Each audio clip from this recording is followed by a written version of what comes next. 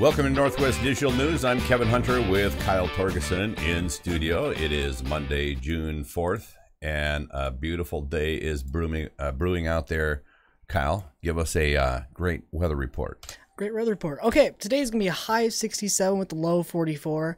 It's going to be partly cloudy. It's going to be like that for the next several days. But once it hit Friday, it looks like it's going to be looking towards the rain side. I didn't say sadly, of course. But now you did. Yeah, but now I did. Looks like the highest day is going to be Wednesday, 76, and lowest day would be today, 44, and maybe even, today. Wow. 44 degrees be the low for today. Well, very, very cool. We're getting into some consistently nice weather. My wife was actually saying yesterday that she hopes it would pour when she saw the skies get gray, and she said, you know, I hope it comes down and rains good and hard on us. Well, that's the funny thing in Washington. We have these times where it rains and rains and rains and seems like it's not ever going to stop. And then we have a ton of beautiful weather. It's been really, really beautiful out.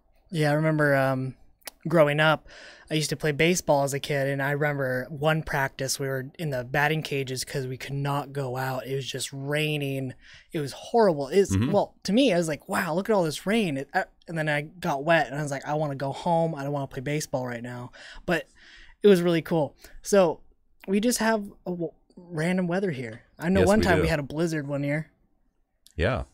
Well, we're going to have some conversation about the President Trump's pardon of Dinesh D'Souza, and also a Supreme Court ruling that happened not long ago. But Kyle, you had a story regarding baseball, speaking of baseball, that you wanted to share with our audience. Yes, I do. Well, if you didn't really catch it, Mariners and the Rays actually played. Mariners. And Blake Snell was the pitcher for the Rays, and he actually tied for one of the records for most strikeouts in starting. Most strikeouts to start the game, yes. I'll play this video, and you'll actually be able to see. Back in Seattle, on to the bottom of the first inning. Here you see the hometown boy, Blake Snell. Well, you could excuse Blake Snell if he is a little amped for this one. Pitching in his hometown, friends and family here, pitching against Felix Hernandez. And Blake, who was 12 years old when Hernandez made his major league debut. Snell remembers that debut. Got him swinging, went off speed, and he got Haniger to chase. And welcome home to Blake Snell. He strikes out the side. There's one down. Now Carlos Gomez. Pop up on the infield. Field fly right there. And that is in his kitchen. Okay, that's how you feel about your product. Nice job. And a miss. Felix is fired up. Felix gets out of a jam here in the second. And here is Blake Snell pitching in Nelson Cruz. Comes back and strikes out Cruz. Him out front. 4 consecutive strikeouts here by Snell to begin this game. 6 up, 6 down. And Blake Snell, coming home to his state of Washington, has struck out the first 6 Mariners in a row, and all swinging. Breaking ball and a beauty. Struck him out. 7 consecutive strikeouts to open the ball game. First one looking. The record 8th. Tapped by the mound. Wendell makes the pickup. So finally the Rays defense involved. 3-2, he got him. He strikes him out. Snell is just carving through the Mariners order. With 2 out here in the 4th, and that'll bring up Brad Miller.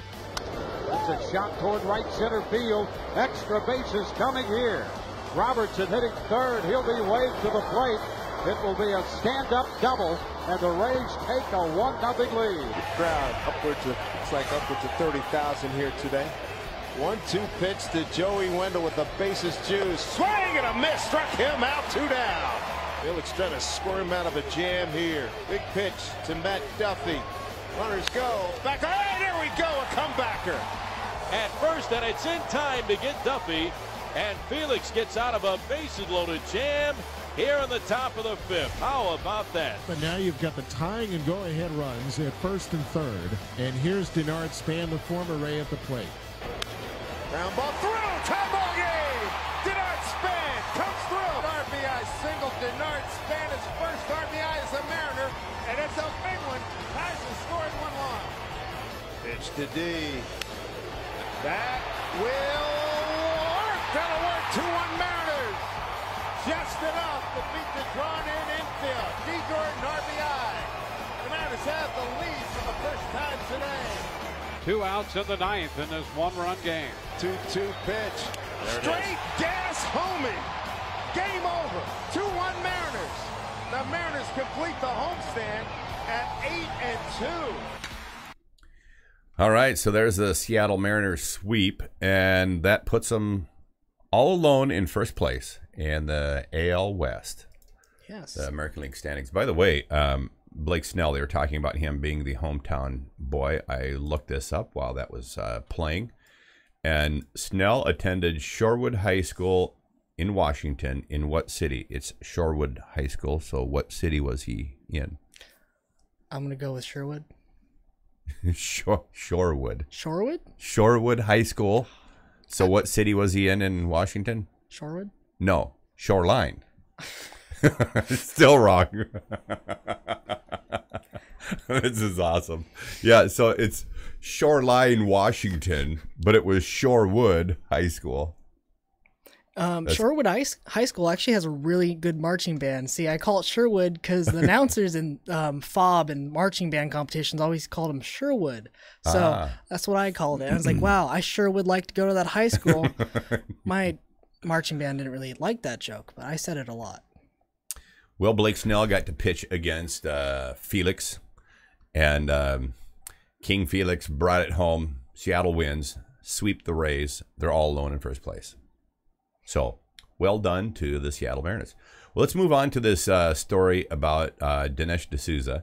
And for people that are unfamiliar with the story, and if you would get the video clip ready to roll there in a moment, but if you look at what D'Souza was charged for, this is back in 2014, and people should know that the law that applied to this case, they had actually not ever prosecuted anybody under this law. Not one, not a single one.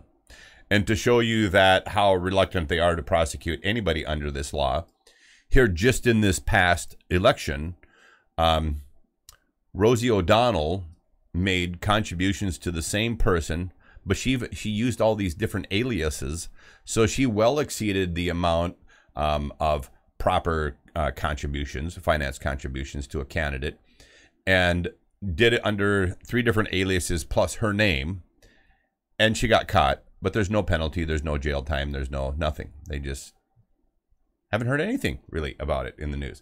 Well, anyway, D'Souza gave, so the legal limit is $10,000.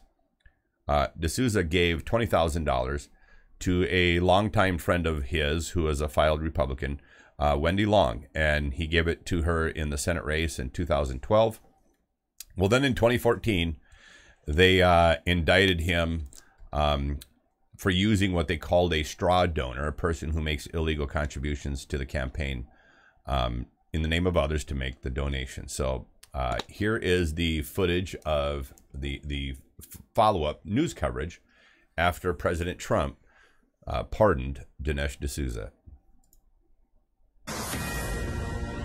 We start with a Fox News alert. President Trump granting a full pardon to Dinesh D'Souza, the conservative author and filmmaker who pleaded guilty to campaign finance fraud in a New York Senate election, but is now breathing a sigh of relief. All right, Dinesh D'Souza joins us right now for his first TV interview since his official pardon. Dinesh, what was it like to get the call from the president? Did you know it was coming?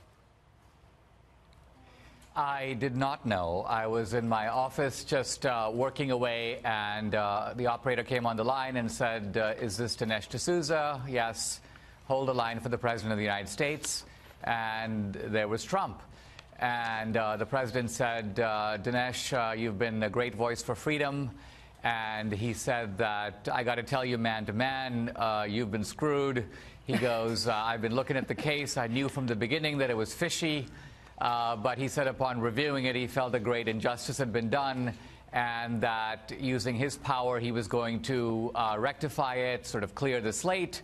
And he said he just wanted me to be out there, to be a bigger voice than ever, defending the principles that I believe in. Dinesh, you tweeted this out. Obama and his stooges tried to extinguish my American dream and destroy my faith in America.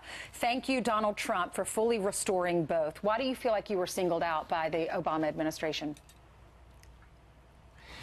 Well, here's the important thing, and that is that justice is not simply a matter of, hey, did you break the law?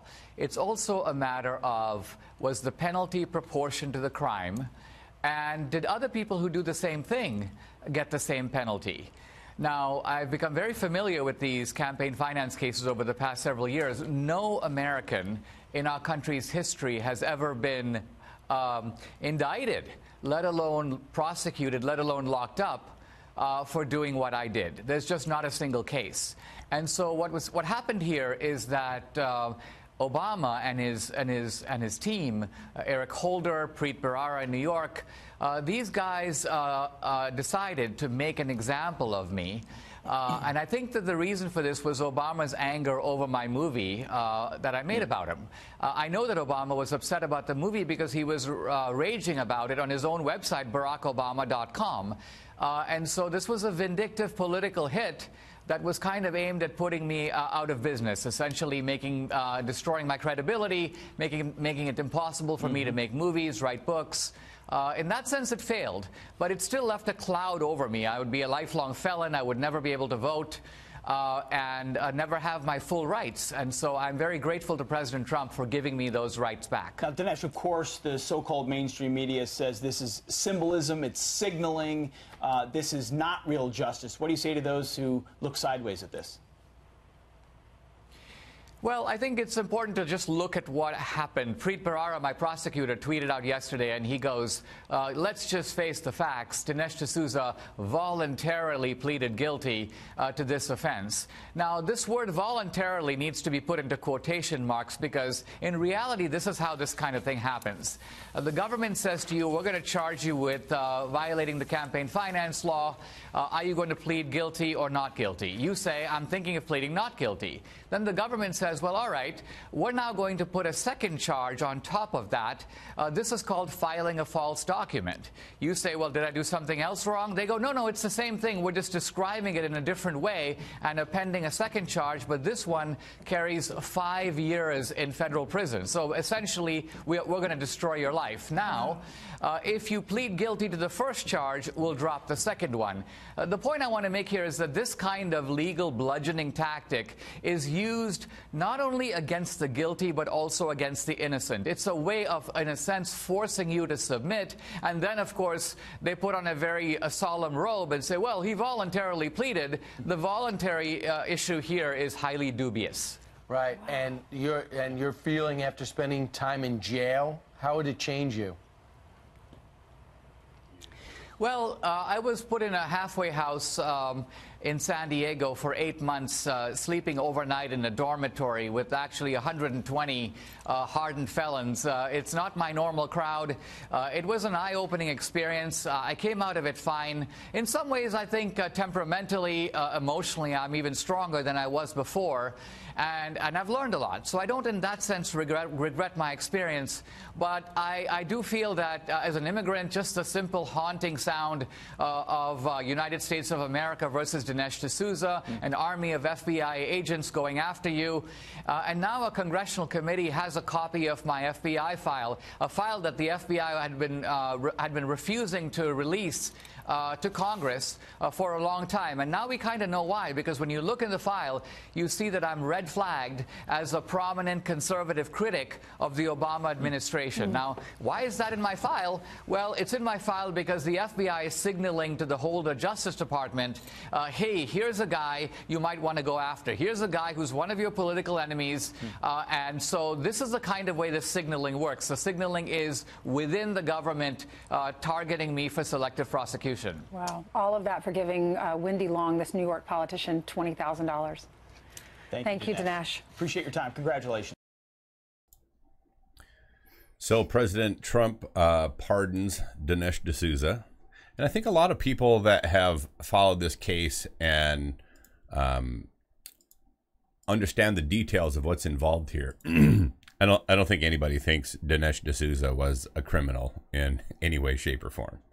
And so the pardon by President Trump is not something that surprises me for a number of reasons. First of all, this guy is a conservative commentator, a conservative filmmaker.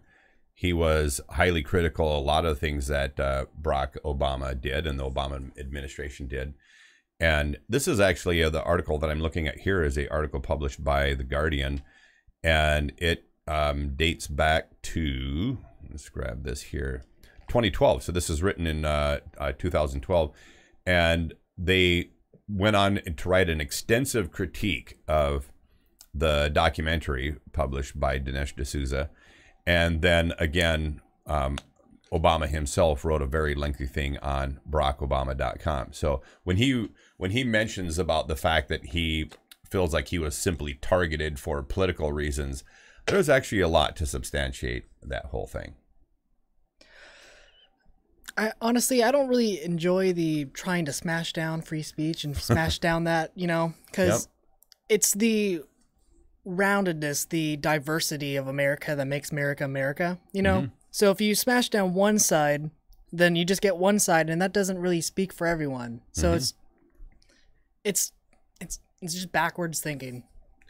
There's this negative. I agree 100% with that. There's this conversation like what you just described that takes place between the two parties.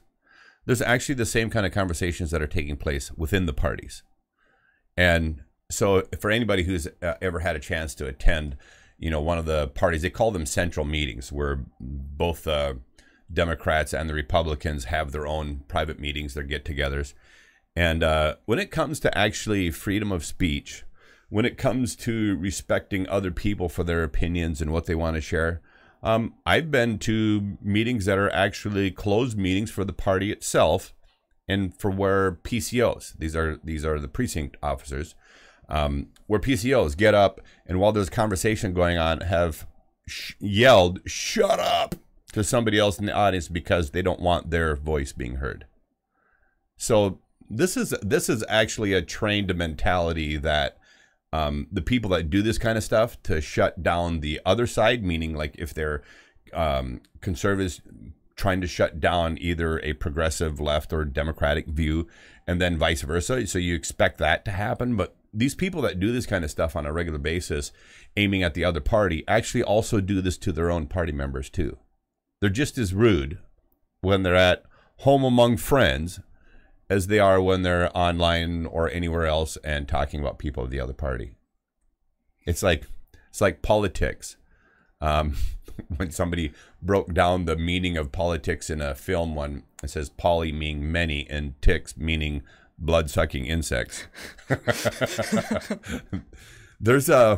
I think politics, Kyle, is a little bit like crap. Now, the attractant is not all that appealing, and what lands on it is not all that appealing. And politics is a subject that's not all that appealing, like crap. And the people that it tends to draw to it as the so-called activists are not all that appealing either. So I think it's a wonderful analogy and very appropriate, because to me, these people who are spend their days all week long calling other people and trying to influence people on this issue, that issue, and it's not that they're trying to enlighten people, it's that they're trying to push a specific political agenda. And when people do this kind of stuff, they are the flies that are on the crap, and neither one of which is very appealing, in my opinion. That's a really great analogy. I love that. And you know what's funny is I've been aware of some of the stuff that's happened here locally, and I think it's absolutely hilarious that one individual in particular, who's been probably one of the most divisive people like within a given party, and makes calls to other people all week long, all day long, and the message is, I'm just trying to unify everybody, and then goes on to deliver speeches and comments and even false innuendo for the purpose of creating division, not unity. So this kind of garbage, this Dinesh D'Souza thing, even that happens in this country, these things that are triggered for political reasons. Anyways, it's nonsense. By the way, for one of the folks who just commented on Twitch, go ahead and share your question or comment. I'd love to hear from you. Yeah, we do reach out. I just sometimes forget about it. Yes. Awesome. Well, speaking of court-related issues and how a lot of times the courts do get many things wrong. It's amazing how often they get this wrong. So this situation with, indicting Dinesh D'Souza and turning him into a felon, Trump overturns it. He's pardoned now. It's gone. He gets all his rights back. By the way, for people that didn't know, when you get charged with a felony, that's a pretty big deal because there's a lot that you lose in the way of rights. You can even lose parenting rights for being charged with a felony. Did you know that? I did not. Yeah, you can lose parental rights in given cases. So here's just some of the most common ones. You lose voting rights, traveling abroad, the right to bear arms or own guns, jury service, employment in certain fields, public social benefits and housing, and parental benefits. These are some of the common ones that can be lost by a felony charge. And so very significant when those kinds of things happen. And when somebody starts making allegations even towards other people and use the word felonies to describe that individual, it's pretty damning stuff when the end result is that there's no felony at all.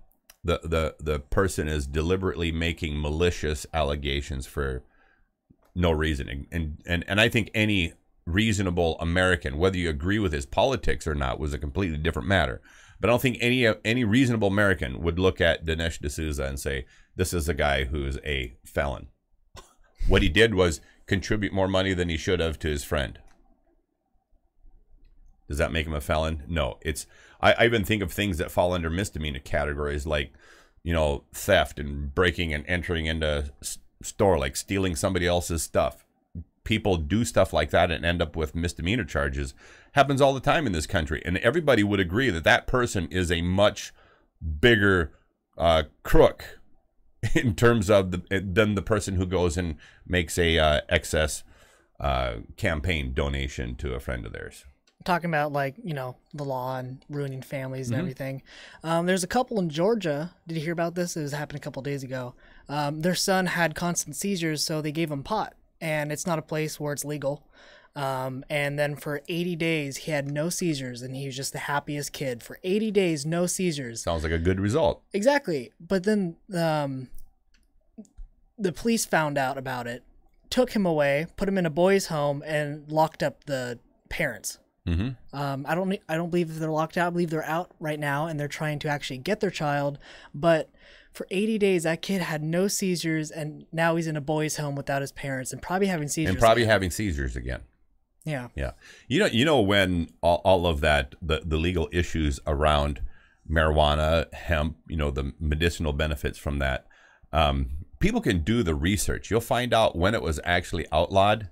It was the 1930s. Okay, that's when it was actually outlawed. And in the 1930s is when three major players in the U.S. economy, Morgan, Carnegie, Rockefeller, launched the pharmaceutical industry and what they coined the new medical economy.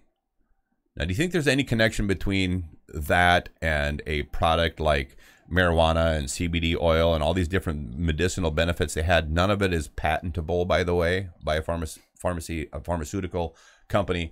Do you think there's any connection between three guys investing tons of money into a pharmaceutical industry, coining it the medical economy, and all of a sudden in the same time frame, marijuana becomes illegal?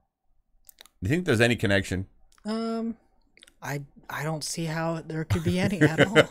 None whatsoever.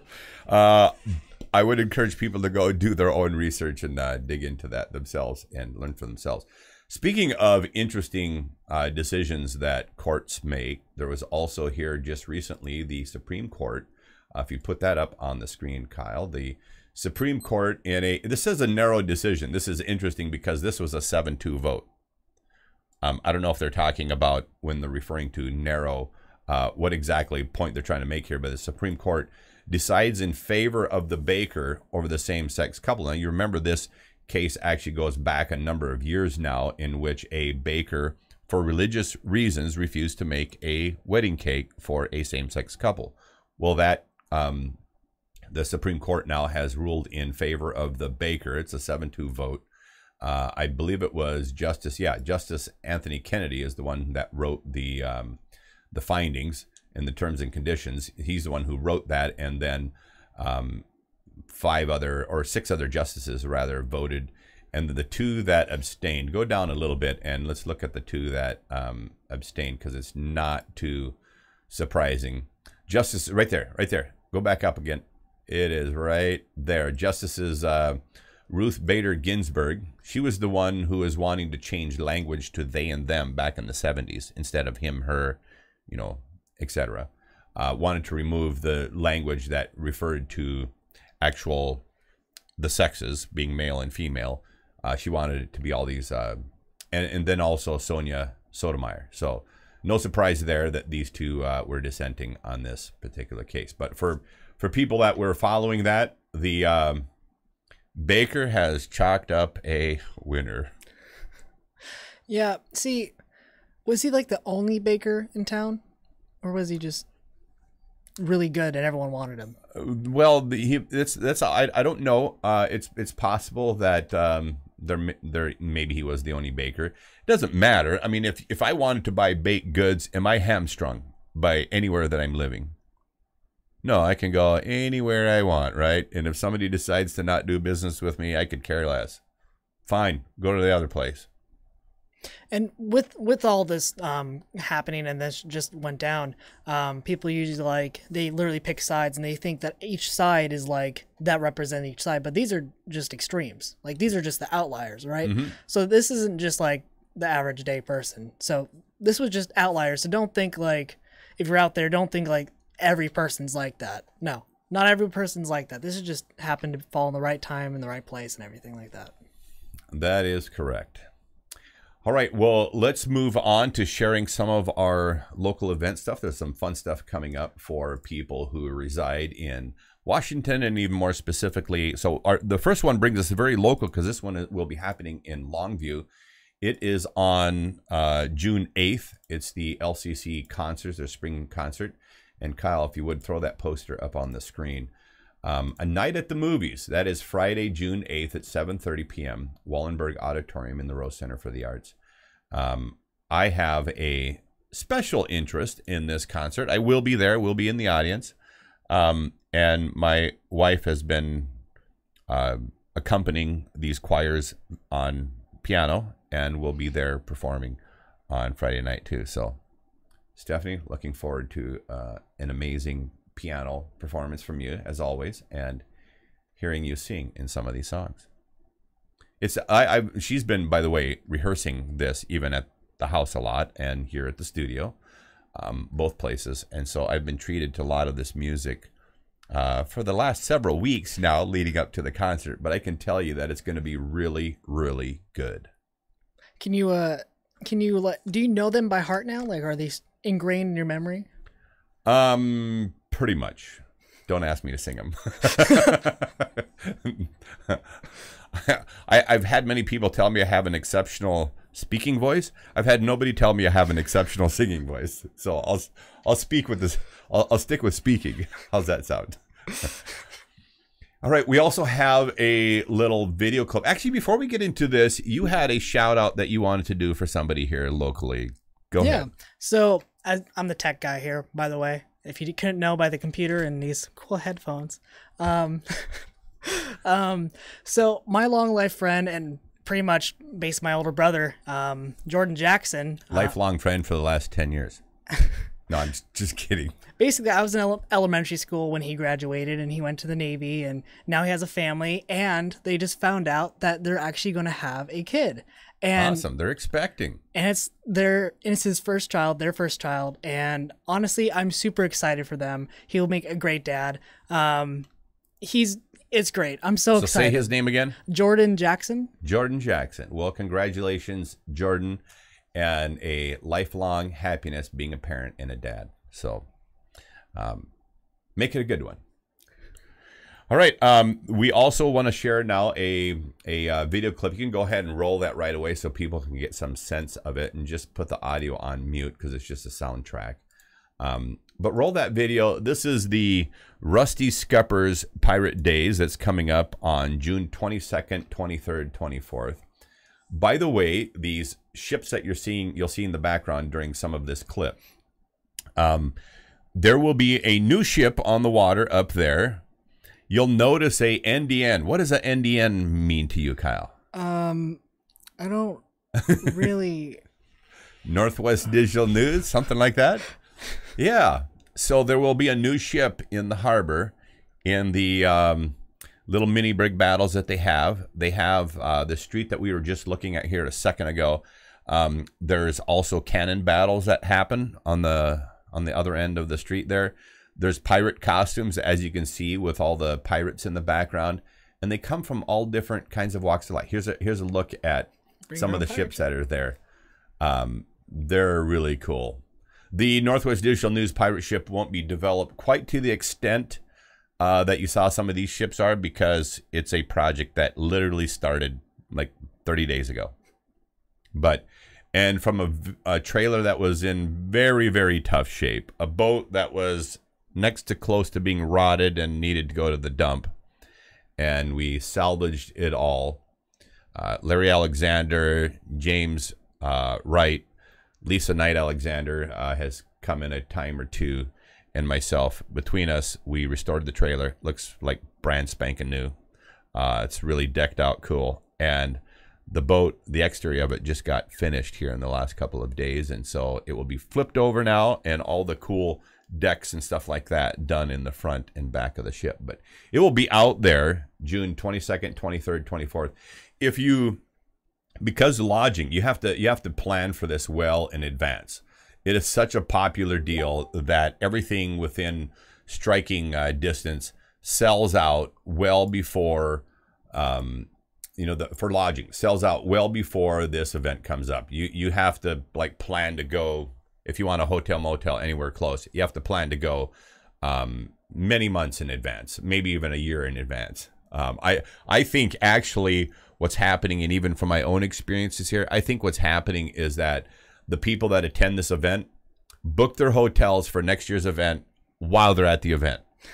That would not surprise me at all if that's happening. So I'm just saying, think about it well in advance. You can see both young and old show up at this, a very family friendly.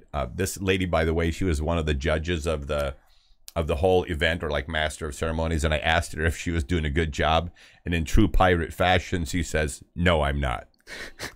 all the conversation there is really, really quite funny, hilarious. If you got family, young kids or no young kids, doesn't matter what age you are, show up out there. You will enjoy the Rusty Scuppers Pirate Days on June 22nd, 23rd, 24th. Also want to mention here now, coming back to our local area, coming up on July 7th, there will be another rally in the city center. And so we'll get the posters. Kelvin Coons is the organizer of that. And it's going to be a Bill of Rights rally. So they're going to talk about the entirety of the Bill of Rights and the value of the Bill of Rights. But that will be in the Longview City Center on July the 7th. So looking forward to all the good people that come out and show up for that. This crew that's on the water right there, that is Larry, James Phelps, and Ken Manny. And this year, they'll be in a dark boat that very soon will take on the look and image of the Queen Anne's Revenge, or something along the lines of the Black Pearl you saw in Pirates of the Caribbean. And now, where is this taking all place? Like, where's Pirate Days? It's all taking place. I didn't mention that. Sorry, that it's all taking place in Westport, Washington, which is about a 2.5-hour drive from the Longview area. So it takes place in Westport, Washington, and the dates are June 22nd. That's a Friday evening. June 23rd. That's a Saturday. I didn't mention that there's also a fire show with fire dancers in the evening of the 23rd, that Saturday. And then a parade on Sunday, and all kinds of cool events that are going on there as well on Sunday. So I know my wife has already some time ago set up lodging for us for Friday night and Saturday night, and we'll be coming home Sunday evening. I'm actually really sad that I won't be able to attend, because I will be sailing with my friend Gabriel Nicholson, who just kind of tuned in. Hey, I'm actually going to be on a cruise to Jamaica, so sadly I will not be able to attend, but I'm on my own ship. You're not sad at all. All you're saying is that you won't be able to attend because you're going to be on a cruise headed to Jamaica? Yeah. Huh. Turns out they have a tennis court on there. Yeah. Watch out. Just be cognizant of your personal safety in Jamaica. Because for all the people that talk about things around Second Amendment, and for people who believe very strongly that people shouldn't have guns here in America, we have 5 times the gun ownership in America than they do in Mexico, the country just south of us. But you're 6 times more likely to be a victim of a homicide in Mexico than you are in the U.S., even though their gun ownership is literally 20% of ours. But you go to Jamaica, and you increase your odds 5 times higher than Mexico. Well, good thing I'm going to Mexico too.